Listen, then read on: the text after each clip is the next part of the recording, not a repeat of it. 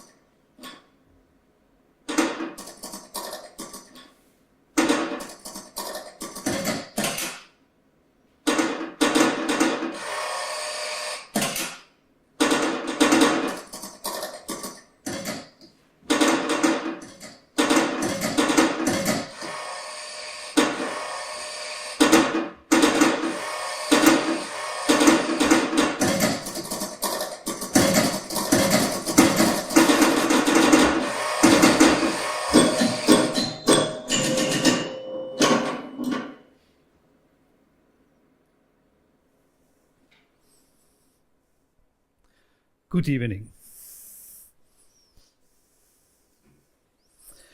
Welcome to this Colloquium 48 on the occasion of the digital publication of my dissertation with the title Aufs Spiel gesetzt, eine spieltheoretische Untersuchung indeterminierter Musik.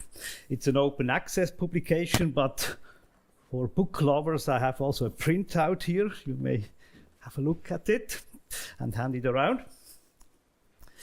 And the second occasion tonight is the release of the website criticalgames.ch, where the festival Spiel, Games as Critical Practice, is documented.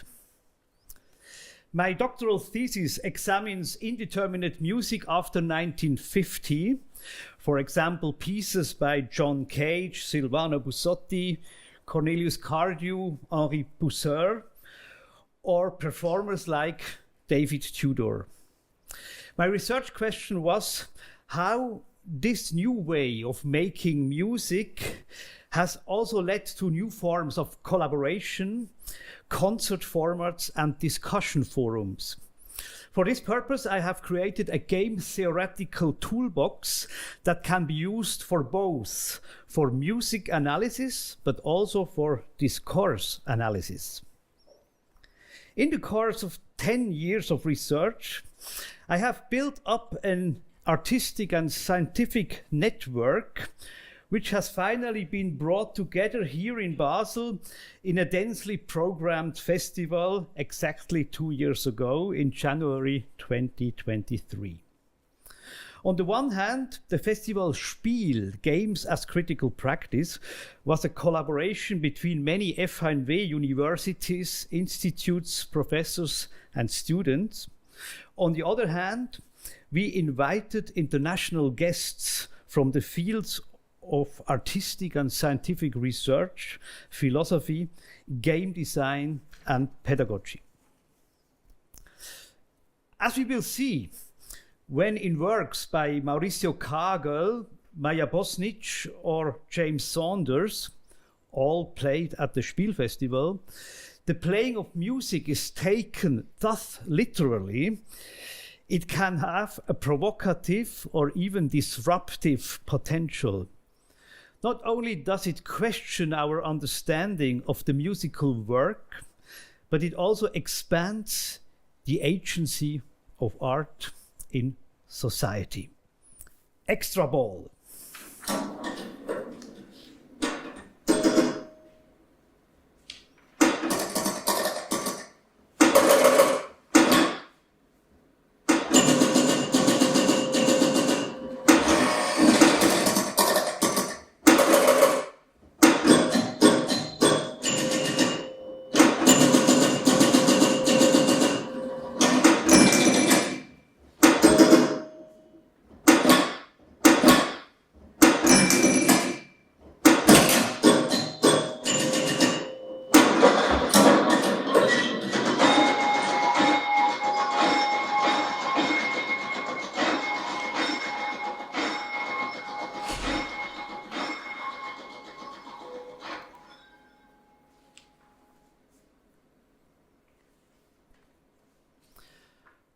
What you have just heard was one of my pinball etudes for sampler.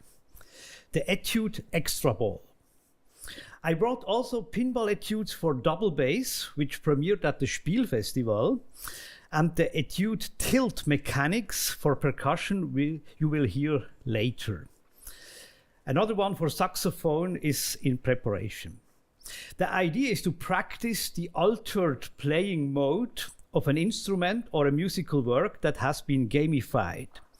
All the etudes prepare the instrument in such a way that skills and chance, beforehand fixed strategies, and potentially bad luck equally play a role. So the musician's playing oscillates between following well-practiced patterns and spontaneous decisions. For example, in the case of the sampler, the original pinball sounds you were just hearing are constantly being assigned to new keys, which makes fulfilling a specific score a real challenge. However, the musical setup also provides certain tools, musical pinball fingers, so to say, to help you achieve your goal. In this case, practicing consists less in rehearsing a fixed text, but more in internalizing possible courses of action. This shift of musical playing is not only of artistic interest to me, but it was the basic of my research into musical indeterminacy of the 1950s. I wanted to know with which intentions such indeterminate works were designed, how they reflected determination and freedom theoretically and practically, how they are practiced, rehearsed, how performed, how do they change over the course of multiple performances, how they are perceived, publicly discussed, criticized, and ultimately how they are canonized and categorized in terms of music theory and musicology. For me, to play is not only a mode of performance, but also a mode of critical investigation of epistemology. Through playing and replaying, established modes of playing become pliable and therefore playable in new ways. Actually, I don't believe that it is an entirely satisfactory analogy to conceive and regard musical works as games. But in a productive way, it shifts the perspective away from musical objects like scores, instruments, and institutions to aesthetic practices and process, dynamic evolutions, and communicative networks.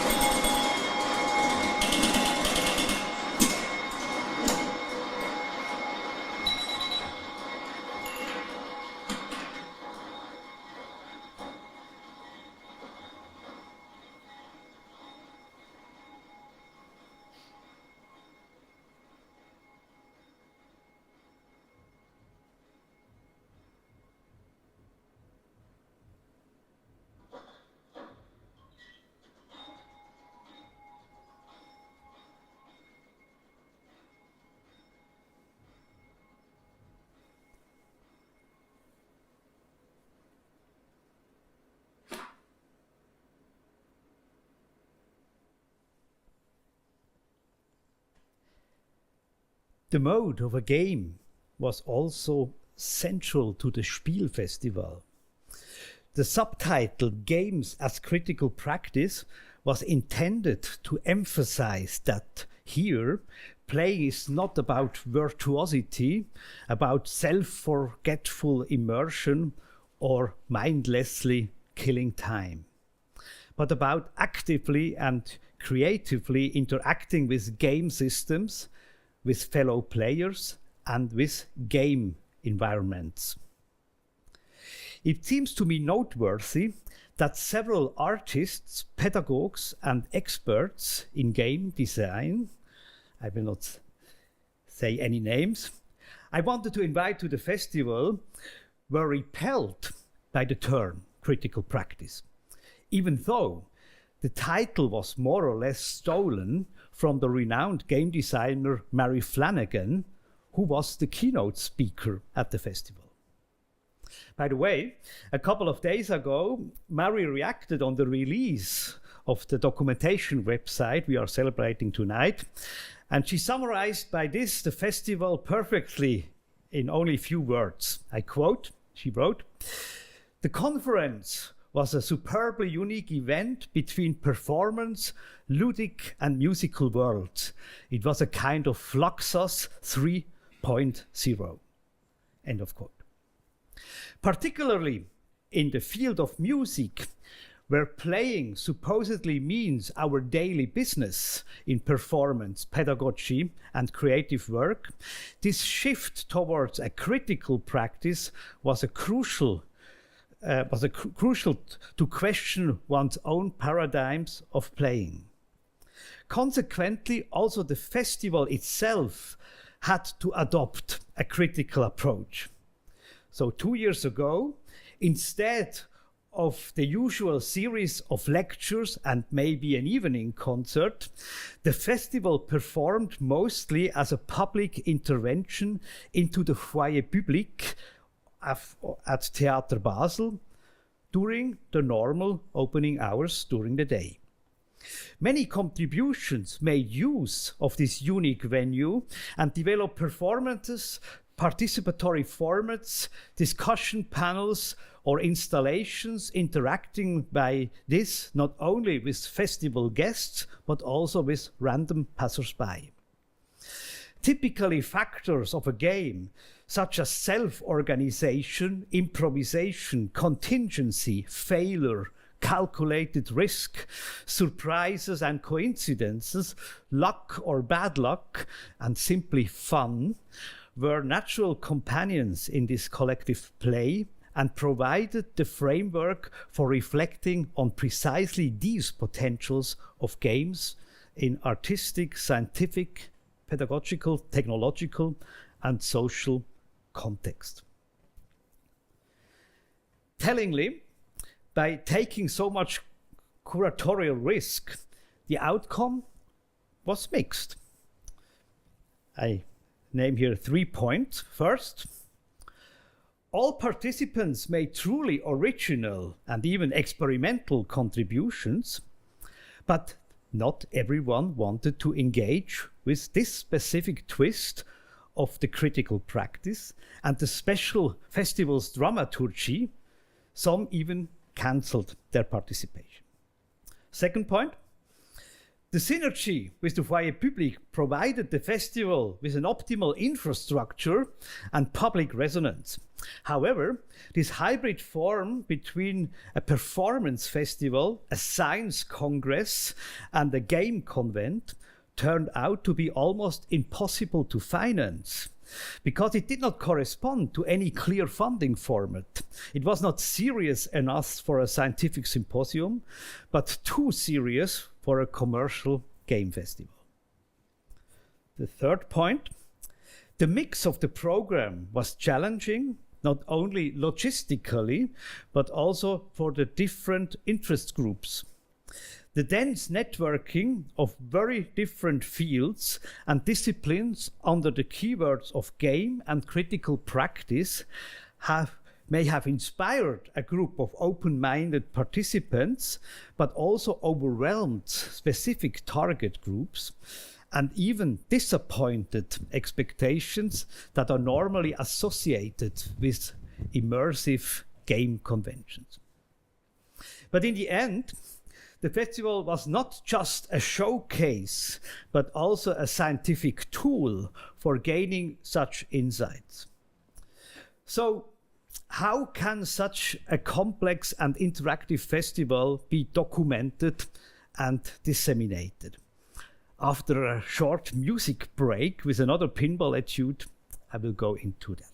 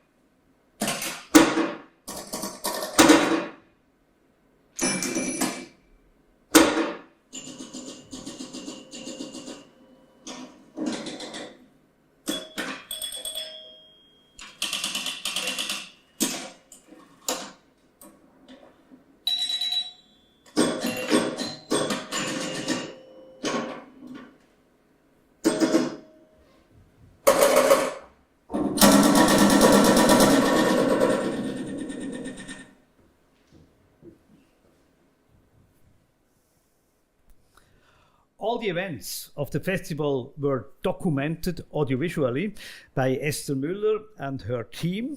By the way, Dakota Wayne was part of this team. He is filming also tonight. And many active participants also provided, of course, abstracts, bibliographies, or brought their own game designs, their own games with them, which were exhibited, and people could try them out, in the Alte Billetkasse next to the Foyer Public at Theater Basel. The aim of the proceedings was to create an online solution that makes all these sources available. The thematic and discursive network of the festival program in a way tangible and explorable as an inspiring database. But like the festival concept, also the functionality of the website should be playful or game-like. This was the task. And under the working title Gamified Proceedings, 8 students from the iCompetence study program at the Hochschule für Technik at Bruck-Windisch, also under the roof of the FHNW, have now spent exactly 1 year developing an optimal web application that I will show you now. So it's since yesterday, it's live. That's the start page. And you see there's only one button, it's Explore. So it's the idea to go into a kind of a playground, a bit like in the Foyer Public. People were somehow from very different sides coming into the festivals, more or less with a concrete aim, more or less also being a bit brought away. And so. And here you see the video, and you see the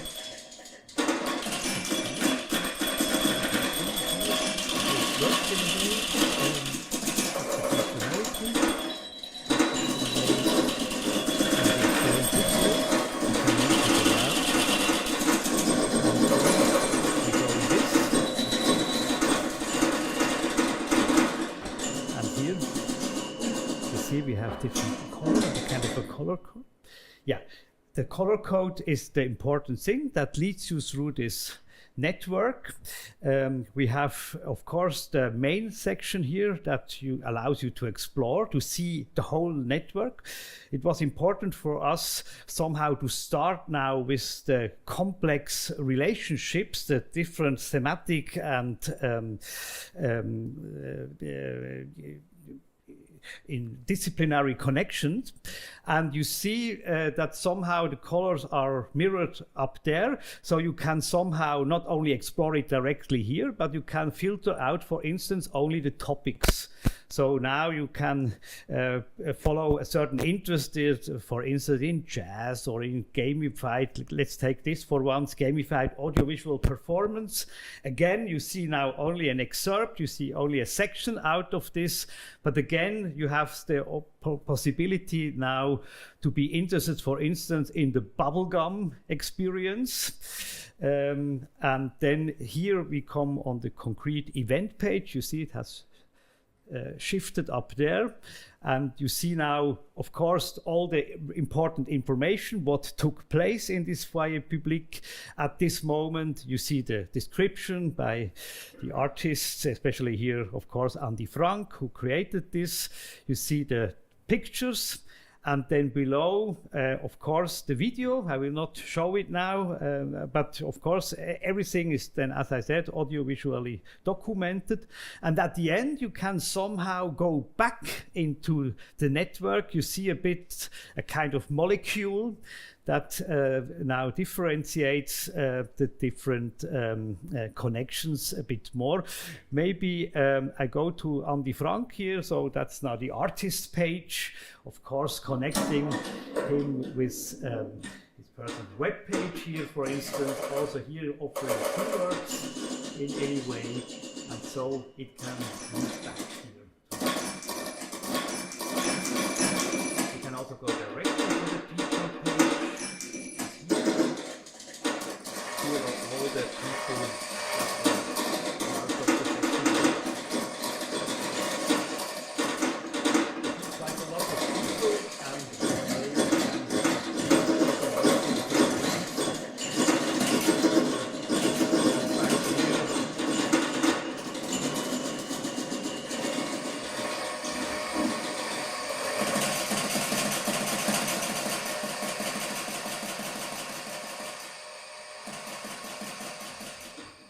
Also an important thing is that in a way that I try to also display the dramaturgy of the festival itself. So you can also filter it now that I will show the difference. So this is the whole network, and it's more or less the same, but now in the order of appearance, so to say. So it's like a DNA molecule now.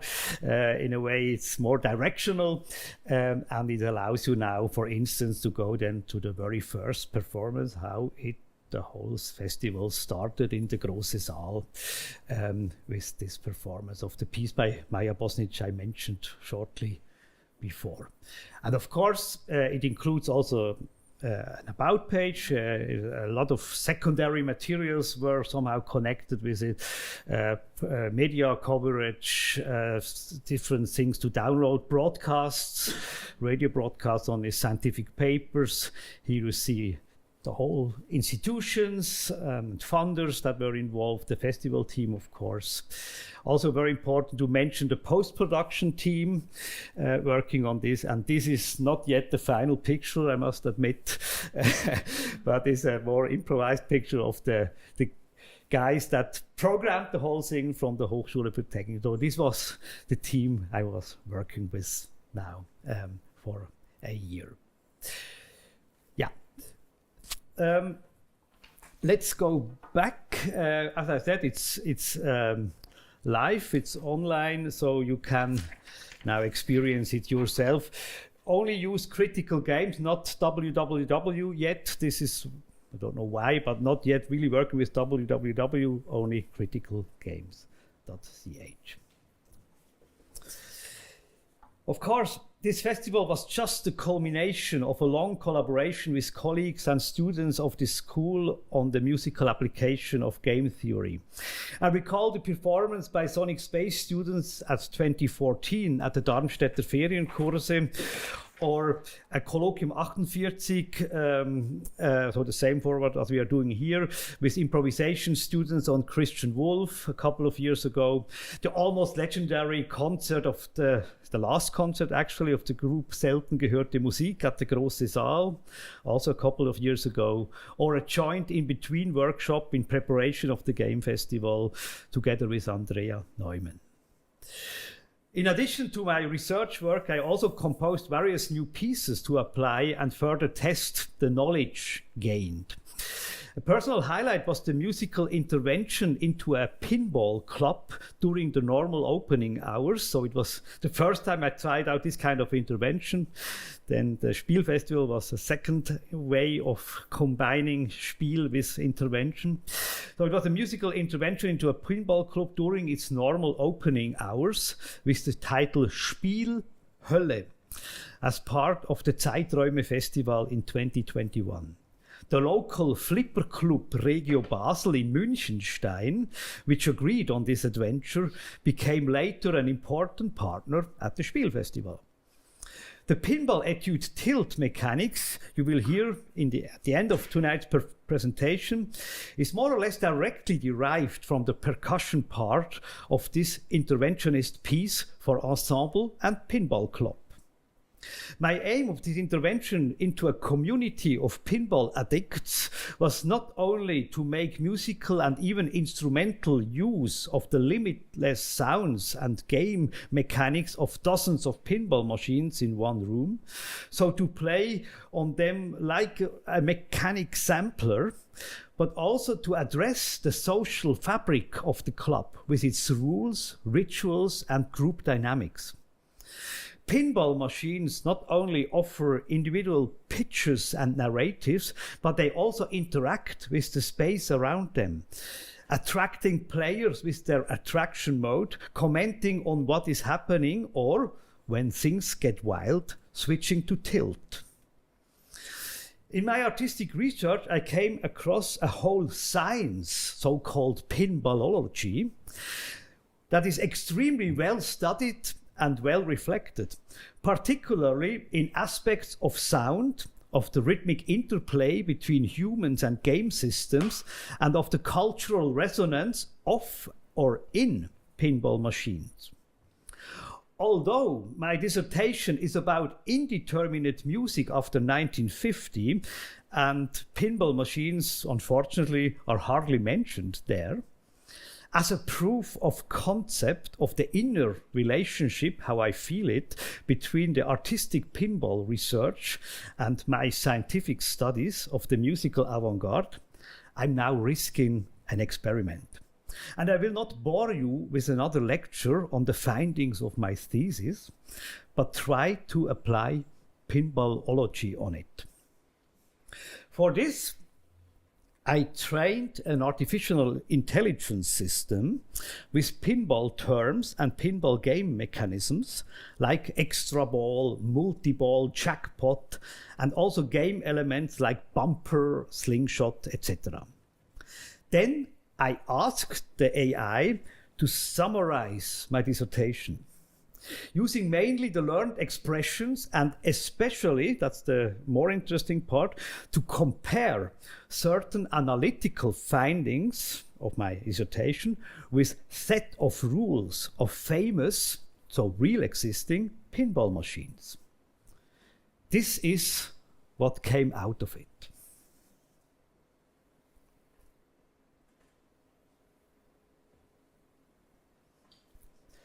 Michel Roth, multi-ball madness, playing the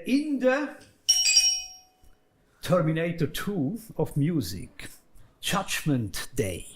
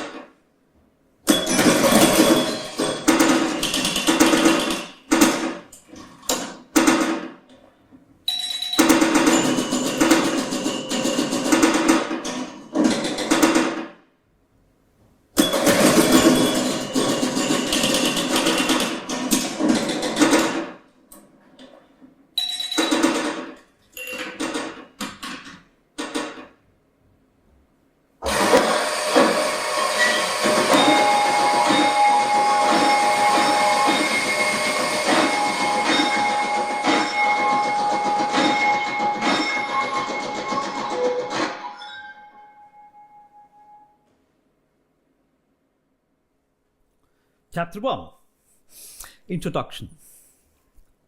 In his multi-ball adventure, Michel Roth shoots game ideas and musical indeterminacy together, bouncing through bumpers of chance and flippers of decision-making, like in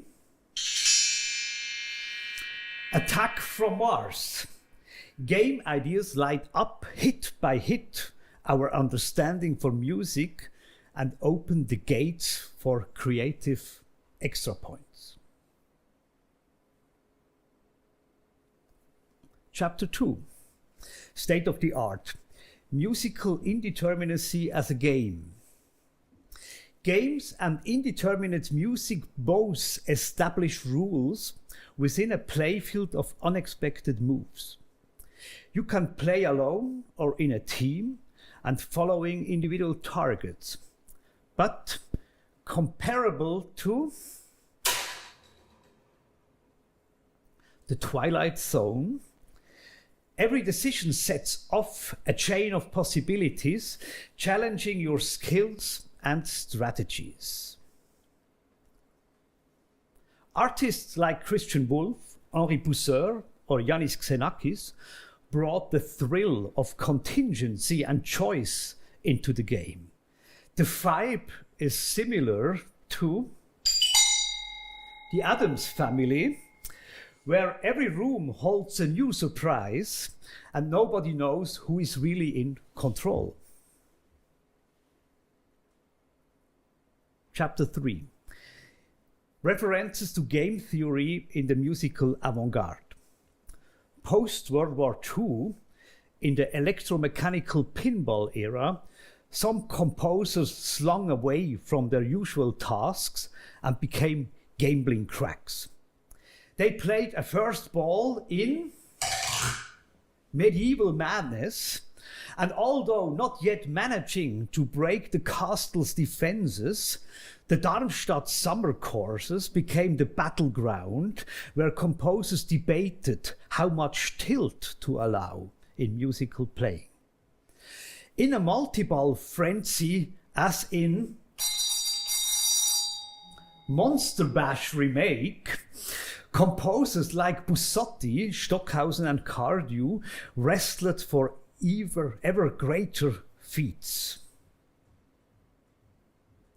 Chapter 4, Case Studies. Musical indeterminacy triggers new multiplayer modes of collaboration. It's as natural as Jurassic Park premium starters, where team play and timing ensure to keep the beast under control. John Cage brought chance into the game as if a mystery award had suddenly lit up the playfield. Performers take control, but like tokens are also at the mercy of the game. He was probably inspired by The Simpsons Pinball Party, where unpredictable twists keep you laughing through the chaos. David Tudor flipped the indeterminate scores into dynamic multi-ball experiences, turning unpredictability into art. It's as if Ghostbusters Pinball limited edition model gave you the perfect slingshot, transforming wild energy into something spectacularly coherent. Chapter 5, Conclusions. First, indeterminacy was the plunger to thrilling music and contested debates. 2. The collective interplay was similar to the Pirates of the Caribbean, all in the same boat, yet each alone on the musical treasure hunt. 3. The playful chaos and synchronized spins reminds us of Circus Voltaire, with its beauty in collaborative creativity under high artistic risks. 4. People like Earl Brown or Hans Wüthrich believed that indeterminate music mirrors the game of life. Chapter 6, Summary. This thesis nails the super jackpot. Game ideas are a perfect framework for thinking about open processes with all its wins and losses. Music isn't a static artifact, it's a multi-ball adventure. Like the relentless action of Iron Man, every shot tests your reflexes, breaks through obstacles, and powers up new possibilities.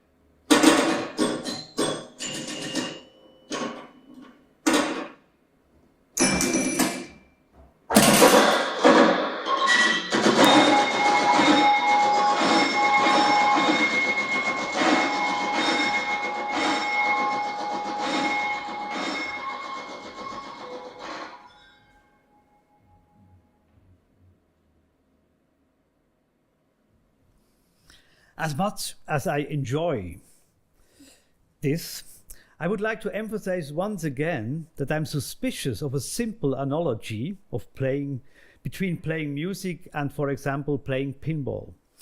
In general, the term game is too quickly applied to everything, just like thing, and thus providing at best a language pragmatical insight as we have it in the late philosophy of Ludwig Wittgenstein. Personally, I believe that relating music to games should benefit from a certain degree of spoil sport. It must also imply that rules can be questioned and that existing systems and practices can be challenged, deconstructed and reinterpreted.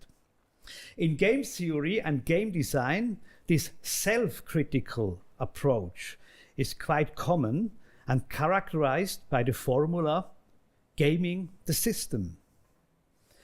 So basically, one motivation behind my dissertation was the reinterpretation of almost iconic works and figures of the musical avant-garde. And one can also regard the Spielfestival as a stress test for this institution. So let's go for the wizard mode.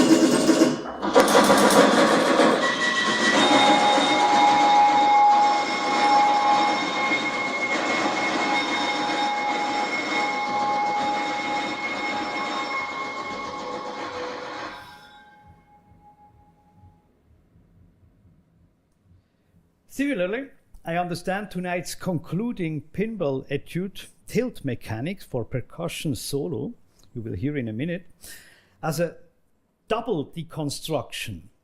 On the one hand, the setup, you can see it a bit, consists of typical disassembled components of pinball machines, such as springs, magnets, bells, and moving elements.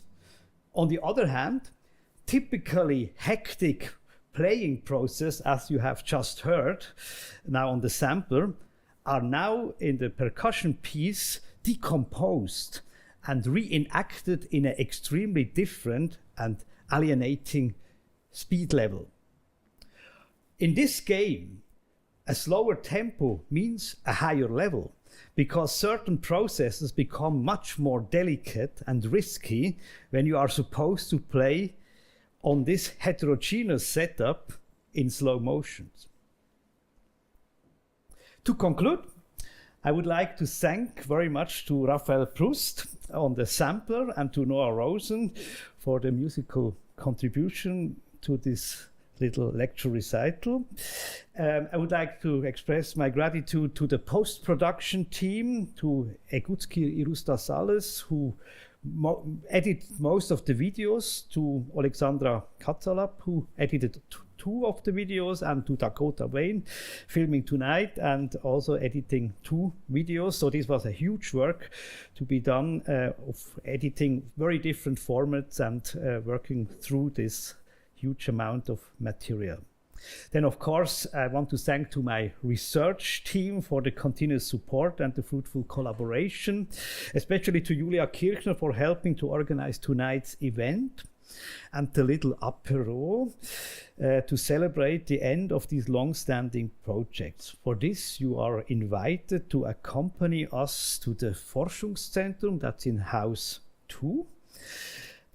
But now, game on for Noah Rosen and for the Pinball Etude number 2 with the title Tilt Mechanics.